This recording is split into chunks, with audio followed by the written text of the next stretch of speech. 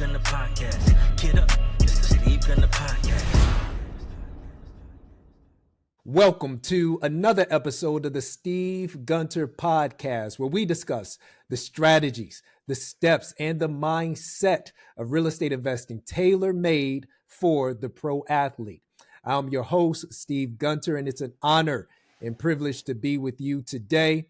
Look, folks, today we got Greg Hitter on the pod with us, luxury real estate agent in the Scottsdale, Arizona market, an active investor, to an advisor to high-profile clients, let me tell you, and member of the Compass Sports and Entertainment Division. Greg, welcome to the podcast, my man. Welcome to Scottsdale, man. I had to do the sunglasses. Absolutely. I told you, we wear sunglasses everywhere down here. I'm just kidding with you, but some people do, but I don't. So I wanted to start off knowing that I'm coming to you from Scottsdale, Arizona. Yeah, man. Yeah, absolutely. Absolutely. And those some cool shades, by the way, too, man. I got to borrow them from you. Look, dude, so you and I, we spent a little bit of time together a few weeks back at the NFL Combine, which was pretty cool. And we got a chance to just kind of hang with some pretty cool people. But Greg, I got to be honest with you. One of the things that really impressed me about you was your storytelling abilities. Like, dude, you're like a true storyteller. I felt like I was in the presence of Abe Lincoln or somebody like that. Come I mean, on. just like just the ability to connect. Like, seriously, like who taught you that, or is that something you've always had in you? Gosh, that's a great question, man, and happy to be here and connect. And it was nice hanging out with you in Indianapolis at the Combine. I guess you just refine it. Comes with age, right? Knowing that we all have a certain amount of time in certain settings, so you create an opportunity to tell a story in an efficient way. To know that I appreciate you noticing. It's fun to tell stories, and like I said, based on my age, I got a lot of stories. Yeah. And to that point, I mean, you've been in business a long time, over 25 years. Take me back to when you first got started in business, Greg, and how you know, the challenges that you faced, but even more importantly, how you were able to take those challenges and turn them into opportunities. Yeah, no, I appreciate that. I got licensed 26 years ago, somewhere in the mid 90s, 94, 95. And this dates it because we're going through some changes in the real estate world. Back then, the MLS was private. And when it went public, we thought the earth was going to end, right? We thought that once we give the information to the consumer that it was going to eliminate the need for a real estate agent. Well, that was the furthest from the truth. And so we had private MLS. We went public with the internet. And I got in business down here. I've been here 36 years in the Scottsdale, Phoenix area. I gravitated towards real estate because it's a really good way. I love people. I love the social aspect. I'm obsessed with this business in a great way because we get to interact with so many cool people, not just in the athlete, professional sports world, but just in everyday life. And so I connect in real estate because I love the people, I love the energy, I love the hustle, so to speak. I love the business aspect. Every opportunity we have is sort of like ramping up a business transaction with the highest level of VIP treatment and hospitality. So that's really why I'm here. I love it. I love working with people like you all across the country, other agents.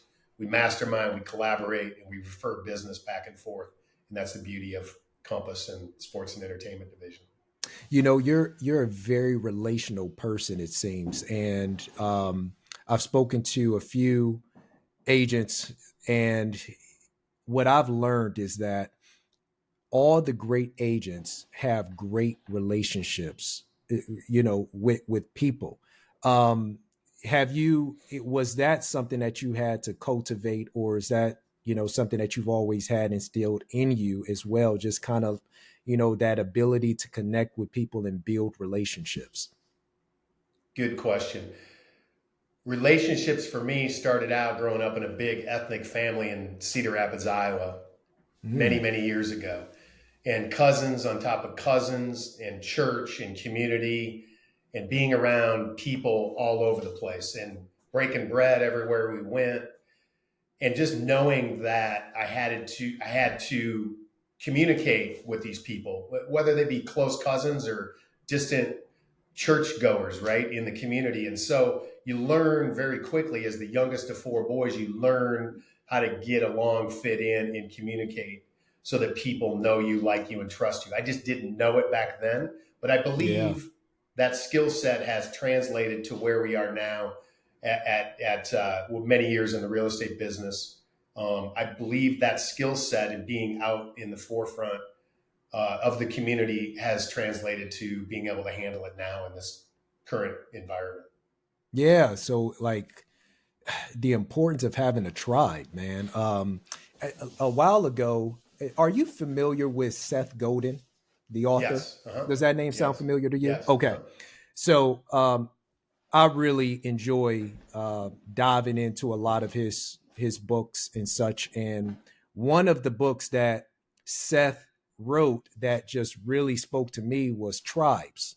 And in that book, he was just talking about, like, you don't need to try and get everybody and appeal to everybody. You just need your group. You know what I'm saying? Like, you just need that few those few groups of people who you're speaking to, and you're serving that audience. You are focusing on surprising them and giving them the type of attention and care that they need in your business, because you have a luxury business. Do you find yourself taking that same approach?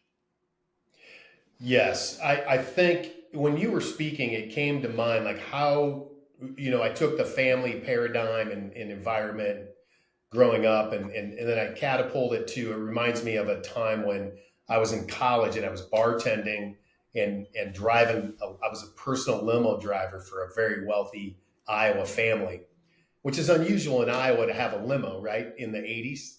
I'm dating myself now. You're going to start doing the math. And I watched this family, how they moved, every move, especially the father and the husband, Bill.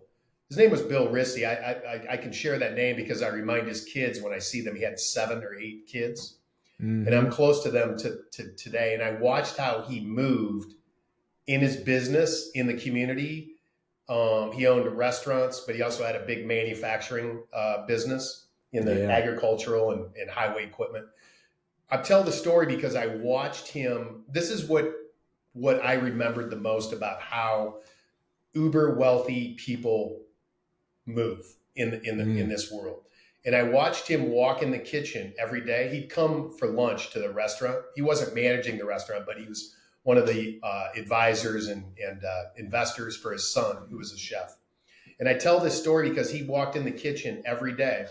He was there for lunch and said hi to the chef all the way down to the dishwasher and called them all by name and asked them how their day was going. And that happened every day. And I remembered that. And I look at that, and that's sort of our world now, which is, I'm not the uber wealthy guy like him, but he taught me a lesson in how to treat people. And we come across all walks of life in this real estate business.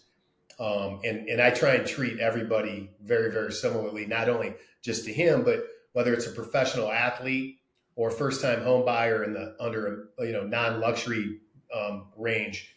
I try and treat everybody like that. And I think it's important because it translates in this world, and it makes everybody a lot happier. And you know something, that's one of the reasons why, Ritz-Carlton, the hotel, talks about luxury being an experience. It's not about, the price point. It's delivering an experience, a level of service, regardless of, whatever the price point may be. And I liken that to our business as well. I'm pretty sure. I mean, I think that's essentially what you're saying as well, is it doesn't matter the customer, first time home buyer, all the way up to, the guy who's purchasing a $20 million property. It's all the way that we approach the service. Yes, that's correct. Mm, mm, If it's about character and integrity and transparency and honesty, and when you can walk in that world, and I go back to Bill Rissy and, saying hello to the dishwasher. I had a situation where I was at a house yesterday. The house manager called me. The clients moved. It's a lot going on, and I wasn't the best at this when I first got in the business, but I learned and I remembered how Bill approached it with his people. They were his employees. These aren't my employees, but it's very similar to where when you treat everybody at that highest level of respect and with the utmost integrity, it's just a better way to walk through life. I totally agree. I'm originally from Cleveland, Ohio, and my father, he is a car mechanic, and he's owned his, he's been a small business owner forever, as long as I can remember, since I was a child. And so his shop is pretty much downtown Cleveland, and to the point that you're making in terms of, going around and shaking everybody's hands, asking them how they're feeling, how they're doing, how's your family, how's the kids, etc. I've watched him do that with all of the guys who've come to work for him. In fact, there's a little breakfast diner a block away that he used to take me and my brothers to, and we would, hang out. It's called Landmark, and we would hang out there with Dad, and Dad would, shake all the waiters' hands, and then he'll, ask for the owner, and the owner would come out and, how's it going, Mr. Gunner, blah, blah, blah. And my dad would just see how things are going. But I mean, all of these people have also become customers of his, but also really good friends. And I think, we're in a very similar business. I'm pretty sure you have many stories that you can share with that similar, sort of approach. Yeah. One thing comes to mind as I reflect on my childhood and growing up in the Midwest, sort of like you did in Ohio. Mm-hmm. Good, hard, honest work is what we used to call it. I grew up in a family of 4 boys in a 950 square foot house, 3 bedrooms and 1 bathroom. Wow. Are you the oldest, or where do you fall in the rank? I'm the youngest, and there's 11 years between me and the oldest. Yeah. But the reason I tell that story is because we didn't know what we didn't have. I didn't have my first brand new pair of tennis shoes until my junior year in high school. You remember the shoe goo? You just close the hole up with the shoe goo and pass it on down to the younger brother. That's right. And so I tell that story because the environment I grew up in was magical, from a sense that we grew up in a small house in an area where you had the poorest, the middle class, and the richest kids all going to school together. Very diverse, black, white, yellow, brown. And we have, on my dad's side, they immigrated from the Middle East. So we had all walks of life and all social economic classes. And all the country club rich friends were always at my house because my parents were sober, they were home, and there was always food at the table. And so we hung at my house, even though it was the smallest house. And that was the start of the environment that I try and teach my kids. But I want to tell you a story about that. My dad, everyone's got that slippery friend. Yep. My dad had a friend similar like that. And the friend said, we were sitting at a diner one time, and I was in grade school probably, but I remember it because we told the story many times. The friend said to my dad, he was going to get a newspaper. Do you remember the old newspaper dispensers? You put in a quarter, you open it up, you could take one or you could take all of them. Yep. I still read the newspaper, by the way, Greg. Oh, do you? That's great. I still read the newspaper. I still get delivered awesome. every single week. Oh, I love it. Yeah. So the dispenser had a stack of newspapers, and it was the honor system. You put in a quarter, you take one. But if you were slippery, you could take all of them. Well, the friend said to my dad, do you want a newspaper? My dad said, yeah. And he reached in his pocket for a quarter and gave it to his friend. Louis was his name. And he said, I don't need it. Nobody will know. Mm-hmm. And my dad said, I'll know. Yep. And so that's what integrity to me is, and that's the foundation of life and friendships and relationships and business all the way through. There is no gray area. Yeah. Yeah. I love that, man. So today, Greg, you have a client database and network that is, I guess one way to put it is very exclusive. You work with a lot of sports figures and business leaders and people in various industries and such. How did you get into that space? Was it something in your mindset that said, you know what, I want to occupy this space, or was there some other set of circumstances that brought you to that point? Well, it certainly wasn't because of my talent on the football field. What position did you play, man? Oh man, I tried to hang on as long as I could. I went to a Division III school in the Midwest called Coe College, COE. Yeah. And I ran a 4.9 once. Okay. You broke the force. I was a wide receiver, to put that into perspective. That's awesome. So it wasn't from being really good on the football field. Sure. I loved sports and I tried to play as long as I could. Yeah. But anyway, to answer your question, I was always surrounded by really good athletes in high school and college, guys that played at the highest level, Division I, that also had dads that were coaches, and then maybe had some guys around them, families that were really successful in sports. Mm-hmm. And I learned at an early age sort of how to communicate in that world, if you will. And then when I got into real estate down here, many years later, probably 2014, when I really started focusing on pro athletes and professional sports, I started an Instagram account. So you're asking for trade. I'm giving away some trade secrets here. Yeah. Instagram started becoming really popular. I have an Instagram account, pro.athletes.realestate.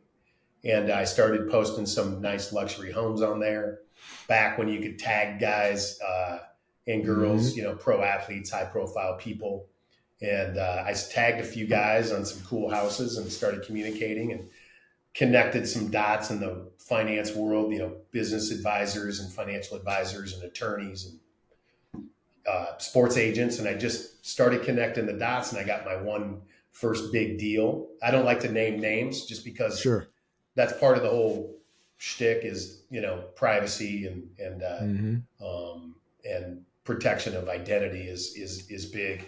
Of course. But that's why you don't see any pictures on the internet with guys that I've worked with, or I don't ask for pictures or autographs. If they offer, I'll do it. But so that was sort of my start into it. And then I would say at my age, you can do it at any age, but I especially guys that have, like you, that played, you just start to understand I call it the cadence of the pro athlete, right? Not necessarily where their cadence is from where they live and their training and meetings, and how, the young guys got to be at the facility more often. The older guys with families can gravitate further away from the facility because they understand the commitment and the timing. But I just think it's like treating guys really, really well, and their advice. I say guys, most of the people I work with in the sports world happen to be men, but I also work with their wives. I've worked with a couple female athletes as well. So it's not anything about that, but it's just what I can relate to and the people that I work with, and just understanding, where they're coming from, the urgency of their needs, what's a good time to buy, where to put their money, and really advising them, even if it's talking about a buying. That's the big thing. Right. Even first, we had some people down here in the last few years, again, not naming names, but early round draft picks in different sports. And, I was like, don't buy. Like, you don't even know the town yet. So what you're going to buy, and what you don't even understand. The facility's 20 minutes away. The stadium's 45 minutes away. Where are you going to buy? Like, I would rent this first year, get the lay of the land, and then buy on that second year or halfway through your first if you feel comfortable. But there's a lot of times you just advise guys with good, honest options for them. Yeah. I'm here with Greg Hitter, luxury real estate agent out of Scottsdale, Arizona. So, Greg, I was having a conversation with a mutual friend of ours, Eric Dungy, and and Eric, Love he Eric. mentioned, yeah, Eric's great. Eric's great. I told him I got to come down and see him, man. And so we going to have a good time in Tampa once I get around to it. Speaking of which, off subject, are you headed to Naples? I am. Yep, with the crew. Yeah, Okay, like fun. Yeah, 75 of us going to be down there. You're going to be down there. I I'll take be it. there. Yeah, I'll be there. Nice. Yeah, it'll be a good time. It'll be a good time. But Eric and I were chatting, and he began to mention how he's seen more pro athletes looking to own real estate, and he's attributed to uh, the LeBron James effect, is what he called it. You know how LeBron, obviously, and we're talking about a different caliber of athlete and person, period. But how LeBron really set the bar in getting athletes to understand the pride of ownership. Um, I totally agree with you and understand fully the need to lease a property when necessary. But are you also beginning to see a shift with more athletes seeing the value of owning real estate as opposed to just renting? Yes. So obviously that second contract, they Yep. usually buy, if not in the first. But they also own, like I just have two families that I've been talking to in pro sports, two different sports. They love short term and long term real estate plays. Mm-hmm. They buy houses in different markets. Airbnb is a hot spot in Scottsdale, in Phoenix, and Paradise Valley. We have our hospitality industries here, big resorts. A lot of people are here in the to come and vacation and golf and see spring training. Our weather here from October through May or June is perfect, and then we're Mm-hmm. super hot in the summer. But guys want to invest in rental properties, whether it be long term plays or short term Airbnb, VRBOs. We're seeing a lot of that in Yeah. different markets for sure. Yeah. So let's talk about that a little bit. Going into the Scottsdale market, where are some of the hot spots where perhaps you'll see a little bit more cash flow versus appreciation, or is it all? Because I know obviously interest rates have changed a little bit. Um, Right. so I know, at least here in the North Carolina market, there's more investment play from an appreciation standpoint, buying in really good markets so that you're going to see, a long term return on your investment versus you're probably not Right. going to see as much cash flow. But what are you guys seeing there? Yeah. So, by the way, I should have corrected you when we were in Indianapolis. My name's spelled Hitter, pronounced Hider, just for the Oh, listeners. thank Yeah. you. Thank Yeah. you. But in baseball, they call me Hitter, right? Yeah. In football, they call me Hider. I see it. I see Anyway, it. Thank you. Yeah. to your question, we have a hot spot of Airbnbs in a certain zip code in Scottsdale, and the reason is because almost the entire zip code has no HOA. Mm. To be honest, there's a love-hate relationship with Airbnbs in this town because municipalities love the tax dollars, right? Yeah. When you have a one-off, I'm going to go down a tangent, but when you have a one-off landlord, maybe he's got a handful of properties, there's a good chance that he may not be paying his rental tax, right? Because it's a one or two or three off kind of person or investor. But what the municipalities love is when you rent your property short term through Airbnb pays that rental tax like clockwork. Okay. And it increases revenue because there's more people. It's a highest and best use for the property. Yeah. And it increases values in that area. With that said, some of the municipalities here have come up with posses. They call it a posse to be able to manage the pluses and minuses of Airbnbs, whether it be a late night call or a party situation, or be able to space them out so there's not too many in a certain neighborhood. But specifically to your question, no HOA. I'm going to give away a trade secret. Mm-hmm. The 85254 zip code in Scottsdale, to me, is the number one place for a short-term rental because the entire property, it's a Scottsdale address. Golfers love it. Families love it because it's got that Scottsdale address, but most of it's no HOA. Single level homes you can buy for 600 to 800,000. Some are into the millions now.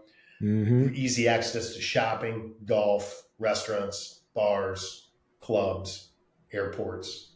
And Yeah. so that's most of what I see is in that 85255. Don't tell anybody I told you though. I won't. Right. I won't.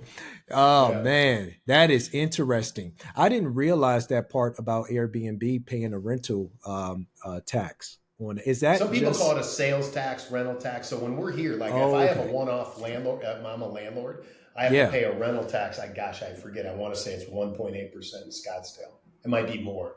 I just went gotcha. through it the other day, but you have to pay that. And it's hard to find one guy or two, somebody that's got two or three houses to be able to enforce that because the municipalities don't know. But once you put it into Airbnb's hands, they pay that as part of that whole fee, that whole structure. I see. Got it. Let's switch gears a little bit. Talk about prime locations. Um, uh, you know, where are those? I mean, when I see the listings you put out, man, some of the listings you put out, dude.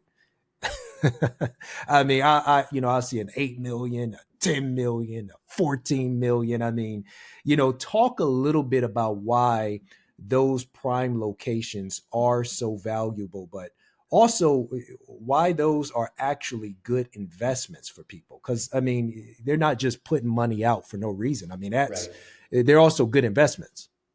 Right. They're good investments. And so our luxury landscape has changed over the last 3 to 5 years. Uber luxury for us used to be, call it 4 to 7 million. Now it's 10 to 20. We're seeing some $30 million spec homes being built, and I Mm, believe the accumulation of wealth for the baby boomer class and all the way down has been amazing, which is great yep. for our business. But most Yep. importantly, Arizona is very desirable. It's one of the fastest growing counties, Maricopa County, in the country, and has been Hmm. for many years. And what attracts people here, especially from California and some of the other high tax states, our state income tax last year, February of 2023, got lowered to 2.5% flat. Oh yeah. And they stepped it down from the 5-6 range. It might have been 6-8 at the high. I can't remember, but the point is the 2.5 is now being able to compete with the no tax of Washington, Hmm. Nevada, Texas, and Florida, other desirable areas that people move to. So the 2.5 is a great magnet for uber luxury, anybody, to be honest, because Hmm. California's got a 12 or 13% state income tax. And nobody Yeah. wants to move to Texas or Florida anyway, do they? No, I'm kidding with you. All my Texas and Florida people out there.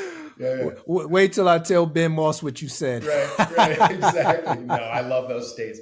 But it does, Yeah. it puts us on par.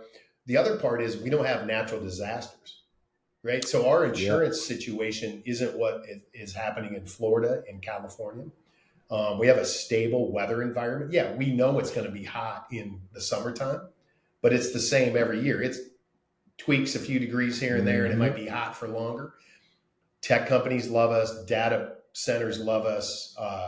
We have a diverse workforce coming here. We used to be all hospitality and real estate, so we have this diverse workforce. People are moving their companies here from other states Mm. because the owners, the CEOs love the climate. The business climate's very, very favorable. Real estate's still fairly affordable in the Yeah. non-luxury areas, and people love the weather, even in the summertime. To the point of the general market, I mean, what is that like right now? What's are you guys in the sellers market, buyers Yeah, market? What's inventory yeah, like? yeah. So in the luxury and uber luxury, like the 3 million plus, 5 million plus range, is sort of flat, but it's active, Yeah. right? So we're not seeing that huge spike that we saw over the last 24, 48 months. It cooled a little bit after last season. But in the non-luxury, the 2 million less, 500 to 2 million range, it's like popcorn. Like we put one the other day, a friend of mine, a business acquaintance had a property in Phoenix, put it on 5 offers in the first weekend, 50 people do the open Mm. house. Non-luxury, I call it, but still a great house. We had it on for 775. It sold for 790. 5 offers, Hmm. they were happy. And so we're trending. And most of the appraisers will tell me in the non-luxury markets, in most of the good markets, they're adjusting 1% a month upward for value increase. Really? So we're back to 8 to 12%. Some would say 5 to be sort of conservative, but we're seeing some markets, non-luxury, start to creep up there very, very rapidly again. And then the uber luxury, when I say flat, it's not bad. It's just flat. It's not, doesn't have that increase that we have. We didn't get that big spike this year, January, February, March. Like our big luxury selling season is, our town is packed January, February, March. We didn't get that big spike, but it's still pretty active. Things are still strong. I see. Heading into the spring market, what's your projection like? Do you think you guys are going to see more competitive offers, or more multiple offers, I should say? Yeah, I think so. I think that we'll have multiple offers in the non-luxury sector. It's going to, especially when I have buyers on the sidelines, and I keep telling them, look, when competition comes back into play, prices are going to spike, and you're going to miss out. So we either need to change your parameters, your expectations, or increase your price point. One of those two, because come, June, July, August, September, when we start to see some of these rates, because they've been promising us for a while now, some of those rates are going to soften. And once that happens, when we get back into the 5s on rates, even low 6s, our inventory levels aren't there to feed the demand that's going to happen. And you're going to have a bidding war again, just like we did on that property I told you about a few weeks ago. So, but then the uber luxury, I don't think we're going to have a total. Our summers used to be pretty desolate as far as luxury sales. June, July, August, everyone leaves. And then they start to come back when school gets back in session. It starts to cool off in September, October. And then we're back to, a full house again, as far as people being here. But I hope that answers your question. Yeah. I think nobody has a crystal ball, but I don't know if I told you this when we were chatting, but I heard a stat. Was at a Compass luxury retreat in Southern California last month. And somebody from Wealth Engine, one of the Wealth X advisors who advises luxury brands, said that in the next 8 years, the baby boomers will be transferring $3 trillion of wealth. Good gosh. Yeah. I don't know what the number is, but in the next 20 years, it goes up to like double-digit trillions. Right. So the largest accumulation of wealth has happened in the baby boomer demographic, and that's going to start transferring to their next of kin, right? Their family members, and however they want to, move their wealth to whatever their estate plan, sure, right? Whatever their will says. So I believe that, combined with the demand for our market that's happening. I've been here 36 years. Our market's been in demand since for years. We're the 5th largest metro area in the country. I think you told me that. I think you told me that in Indianapolis, and I didn't realize that. I said, really? Yeah, it's super spread out. Yeah, super spread out. So we don't have that density that you see in, New York and Chicago, or even Houston. It's New York, Chicago, New York, LA, Chicago, Houston, and then us. Yeah. And we're bigger than Philadelphia, I think, is 6. So we flip-flop with them for a few years, but I think we've been holding down the 5th spot for quite a while. So it's a big city. It's just super spread out. In a new construction space, are you guys seeing a lot of houses coming out of the ground? Are builders able to get stuff clear, get stuff approved through the permitting process, et cetera? Yeah, we're seeing a lot of these big master plan communities. Toll Brothers, some of the bigger builders are still buying up land and building. And then the uber luxury, I don't know if you know this, but our uber luxury is taking 2 to 4 years to build. I didn't know that. Wow. Yeah, it's a lot. It's a long. And so people will come here, buy a lot, and start the building processes and buy a house to stay in while they're managing that 2 to 4 year time frame for them to build, depending on how intricate the house is and if it's on, if it's hillside or if it's just flat. Yeah, it can take 2 to 4 years.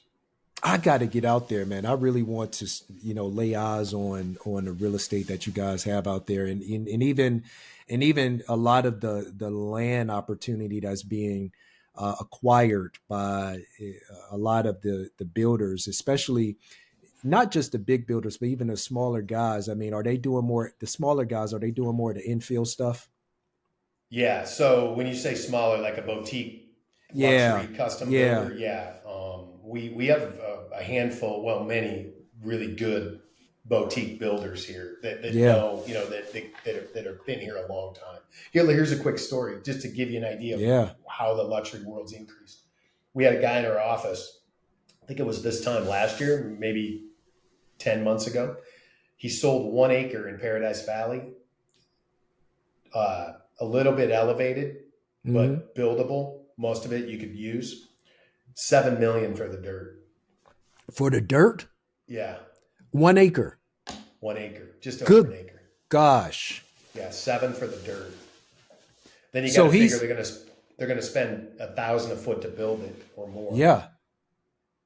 That's So going to yeah, be that's going to easily be about a $20 million house. yeah, you'd think. Yeah, So, and then all the way down, it used to be everything hovered in Paradise Valley around 1 million. Now yep. it's 2 at the low end to 7 was that record setter for an acre. And then we're starting to see 3 and 5 acre parcels. It's the demand is big and it's very scarce to find. Wow, that is very interesting. Um, whew, $1 million. Excuse me. Yeah, you said 1 million for 7 acres. I mean, no. What? Say that number 7 again. million for 1 acre. 7 million for 1 acre. I'm sorry. I'm just trying Isn't to that wrap my crazy? brain around it. I I mean, know. But that the is thing is, too, as a whole, I tell that, but as a whole, Phoenix is still, I think, affordable. I mean, sure. there doesn't mean you have to live in. I don't live in Paradise Valley Mm-hmm. Mm-hmm. because of that. So there's other neighborhoods. I live 5 minutes from Paradise Valley, but there's other good suburbs. Tempe, Chandler, Gilbert, Queen Creek, Southeast Valley is growing very, Mesa's always been a good, North Phoenix, West Phoenix. We have Goodyear and Peoria and Glendale and Buckeye. I mean, we're growing 365 degrees and we're not going to Yeah. stop until we touch LA. Yeah, yeah, exactly. Talk a little bit about your entertainment districts. Where are those hubs? Where would people go and generally have dinner and, go to Right. the fun bars and, the fun, clubs and shopping, Sure. et cetera. Yeah, where Yeah. are those? Right. So that's a lot of stuff. So Old Town Scottsdale is known for the younger generation for bars and restaurants. There are some good places to eat down there, but people my age end up leaving, they eat and they get out of there before it gets too crazy. But it's, I know some of the owners down there and they've done a really good job kind of revitalizing Old Town. But all the restaurants, I shouldn't say all, a lot of restaurants in Old Town, really good shopping at Fashion Square, high-end Mm-hmm. shopping. But then as you go north, like Scottsdale is, I believe it's 13 or 14 miles north and south, and only Okay. like 2 or 3 miles wide. So it's Okay. really long and narrow. Yeah. So Yeah. you go up to North Scottsdale in the 85255, and you're in North Scottsdale, a lot of golf and restaurants and country clubs. One of the most well-known country club in the Western States is Silverleaf Country Club. You have Estancia, that's Bubba Watson's home course. Mm-hmm. A lot of pro golfers are here. So there's all these. We're sort of sleepy at night. It's almost like, you know what I mean? Like Yeah. North Scottsdale is sleepy. The only thing that's not sleepy is Old Town. Yeah. But then also Chandler has its own little downtown. Queen Creek and Gilbert have their own little downtowns. So it's very fragmented. It's not like when you're in Chicago where everyone, you're in Chicago visiting and, you go downtown for all the action. But so we have multiple areas depending on what you're looking for. How far are you guys from LA? Drive, Drive. Yeah, driving. 6 hours. Okay, that's not too bad. Yeah. And then I would 5 imagine. hours to San Diego, an hour flight to LA, Yeah. 4-hour drive to Vegas, 4.5 hours, 45-minute flight. We're the gateway to the West.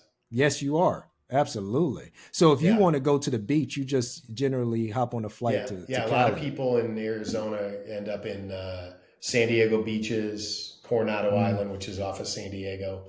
I take my kids. We've been. I had a business, and we had a lot of time I spent in LA, so we gravitated towards Manhattan Beach.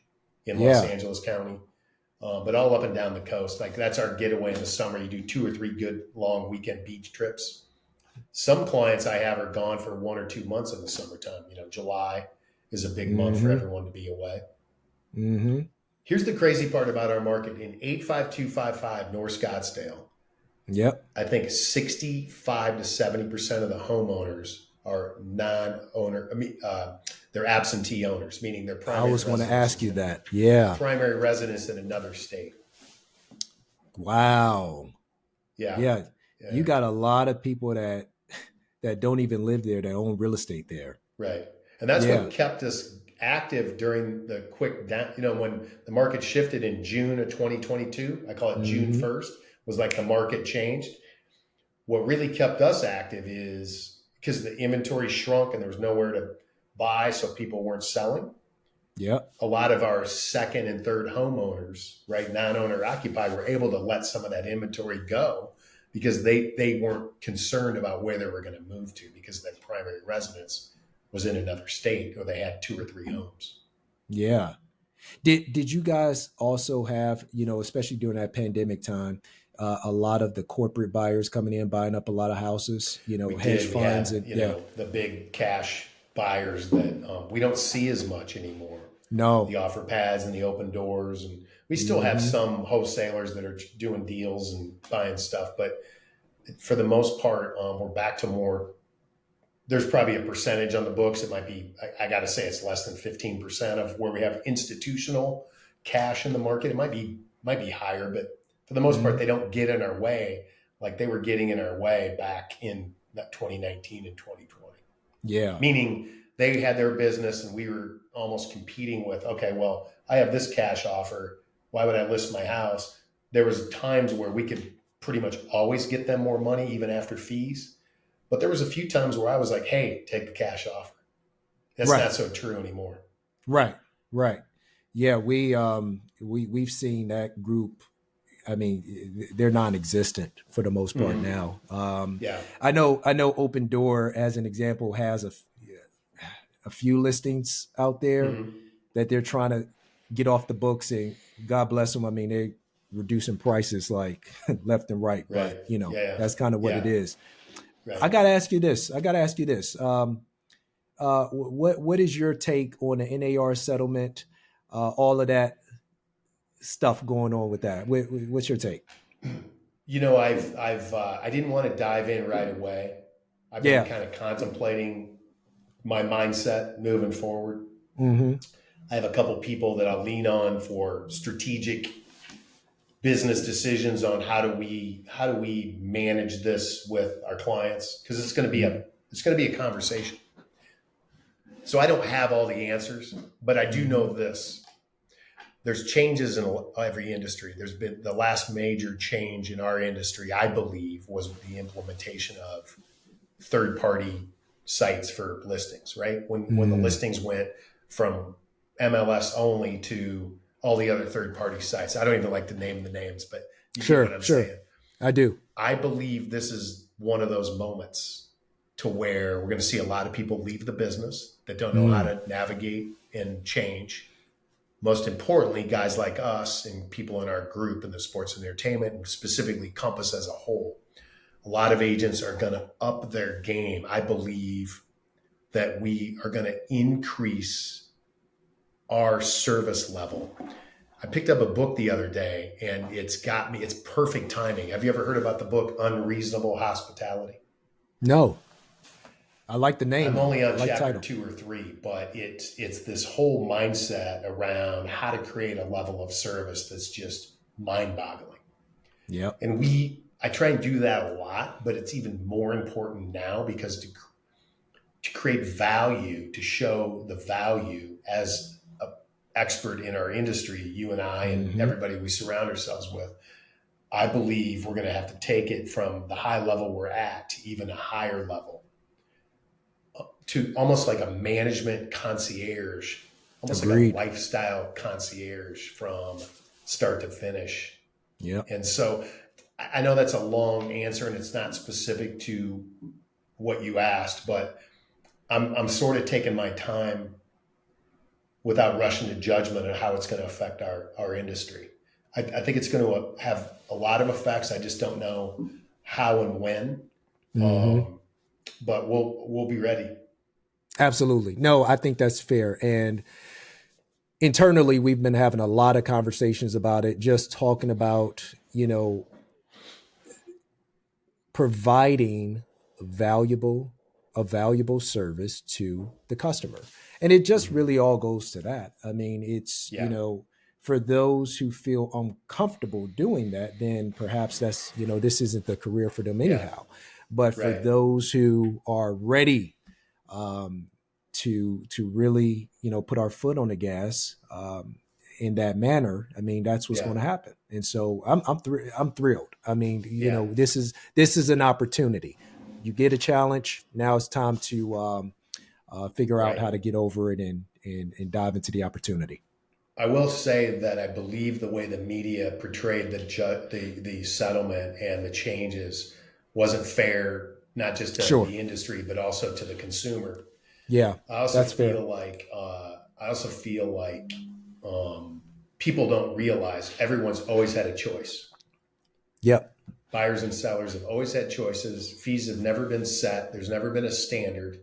There might have been, certain, I say attorneys, like if I ask 10 attorneys what their fees are for a specific special law practice, like a let's say an accident attorney, I'm going to get probably the same answer 10 out of times as far as fees go. So the fees, it's same with financial advisors, all due respect to my financial advisor friends out there. It's like, there's industries where they have very similar fee structures. Doesn't mean there's collusion or any of that going on, that they're fixed. They've always been negotiable, and on the buy side and the sell side. So it's just a matter of where's it going to fall? What are the changes? How do we educate our clients? As a buyer, I always say this, as a buyer, if you go unrepresented, that's like going to divorce court, sharing an attorney with your wife. Yes. Or your husband, right? And you wouldn't do that. So the other thing I tell, and this has happened even before this settlement, I've had buyers that don't want to commit, right? And so I have a conversation. I just said, hey, you feel like you have 5 people representing you, but you actually don't have anybody representing you. Yeah. And so buyers are going to have decisions, and they've always had similar decisions. It's just a different discussion. I think the key is, how do we service the buyer client and the seller client at the highest level, and everything else will work itself out. Yeah, absolutely. Last question for you, Greg Hyder. I'm a pro athlete. If I'm a pro athlete thinking about investing in real estate, what should I start doing now to prepare myself for that venture? Great question. Everybody has a different level, whether it be the money they have to invest, the area where they want to invest. I would say sit down with your financial advisor and a trusted real estate advisor, and sit down and just collaborate, and a CPA. That's always beneficial, especially when you're getting into the long-term holds, rental properties and accumulation, whether it be residential or commercial. But surround yourself with the right people and get different ideas, and like we're a hotbed for long-term rentals and short-term commercial as well. But our market isn't for everybody. They may be, I see guys gravitate towards where they're comfortable. It might be the region or the city or the state where they grew up or where they played. Right. And they're surrounded by people that believe in that area and they have opportunity. So I would say sit down with your advisor, your financial advisor, a trusted realtor, and a CPA, and just go from there, set a foundation, and then come up with a plan. I love it. Greg, man, such a wealth of information. Really appreciate your time today. I got a question for you. Yeah, please. Who's going to win in a race, me or you? You said in a race? Sprinting? Remember I started the conversation with I ran a 4.9 once? Yeah, I do remember. Today, Greg, you might get me, man. I haven't been doing too much sprinting. So you might have a chance. You may have a chance. Right. I knew I was in trouble in college football when the coach pulled me over like week 1 of camp. I was a freshman. Yeah. And I thought I was big stuff. Second team All-State. The guy that was first team played in the NFL. I thought, hey, he pulled me over. He goes, Hyder, you know what I like about you? And I said, what, coach? What? He says, you may be small, but you're slow. I like that. That's good. Right. Good stuff, man. Good stuff. Well, Mr. Greg Hyder, thank you so much for your time. Really appreciate you, sir. Appreciate you, man. We'll see you in Naples. I can't wait. Absolutely. All right. All right, buddy. Take care. Can't stop, we can't lose. You can't win if you snooze. So do more and say less. So get up and let's work and be the best. Yeah, you're tuned in to the Steve Gunner Podcast. Yeah, the Steve Gunner Podcast. You're tuned in to the Steve Gunner Podcast. Get up, it's the Steve Gunner Podcast.